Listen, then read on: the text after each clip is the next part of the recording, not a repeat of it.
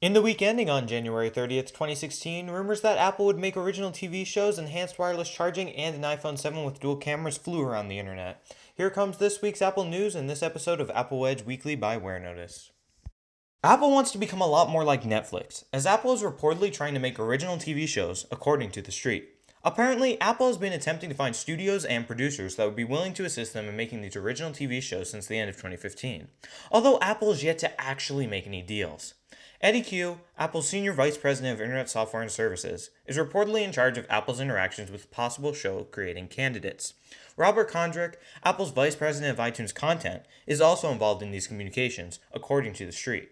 The two should begin to start making arrangements of some sort with the show makers pretty soon, since The Street reports that Apple's strategy is to officially debut these original TV shows in September.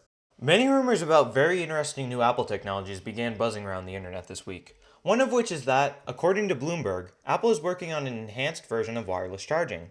This wireless charging isn't like the kind that you've likely seen before, where a phone lays on a special power-emitting mat to charge. But instead, this technology allows the phone to charge without making any physical contact with the power source. This technology would be particularly groundbreaking, since it would allow you to use your phone naturally while charging, without having to deal with an annoying power cord plugged into your phone. However, you would still have to remain in range of the power source in order for your phone to charge. Another one of these interesting Apple technologies is the dual camera that is rumored to appear in the iPhone 7 Plus. This rumor started after Ming-Chi Kuo, an analyst at KGI Securities, predicted that there will be two variations of the iPhone 7 Plus, and that one of them will feature dual rear cameras. These cameras would likely be assisted by technologies created by Lynx Imaging, a company that Apple purchased for $20 million last year. This week, Apple chose to voluntarily recall certain variations of its AC wall plug adapter that the company states could, quote, break and create a risk of electrical shock if touched, end quote. The affected adapters were sold for more than a decade, between the years of 2003 and 2015, and were manufactured for continental Europe, Australia, New Zealand, Korea, Argentina, and Brazil.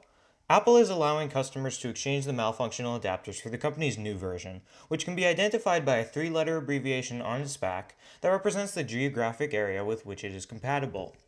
Apple showed off its relatively hidden interest in virtual reality this week, as the company purchased Flyby Media, a startup that specializes in augmented reality technologies. In addition to this acquisition, Apple has already been constructing a team of hundreds to work specifically on virtual reality. Tim Cook even went as far as to say that virtual reality is, quote, really cool and has some interesting applications, end quote, in Apple's quarterly earnings call.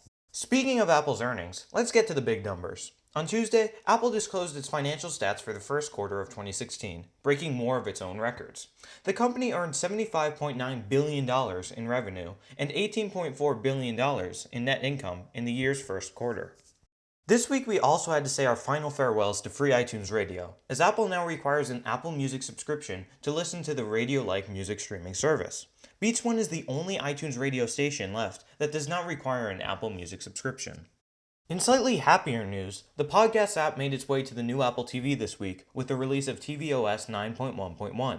Previously, the podcast app was only available on the 4th generation Apple TV if the device were running the tvOS 9.2 beta. If you enjoyed this video, be sure to subscribe to the Wear Notice YouTube channel for more tech-related videos, and don't forget to watch new episodes of Apple Wedge Weekly when they come out on Saturdays. Also, if you like written content, navigate to the Wear Notice website at wearnotice.com for more tech news, reviews, and how-tos.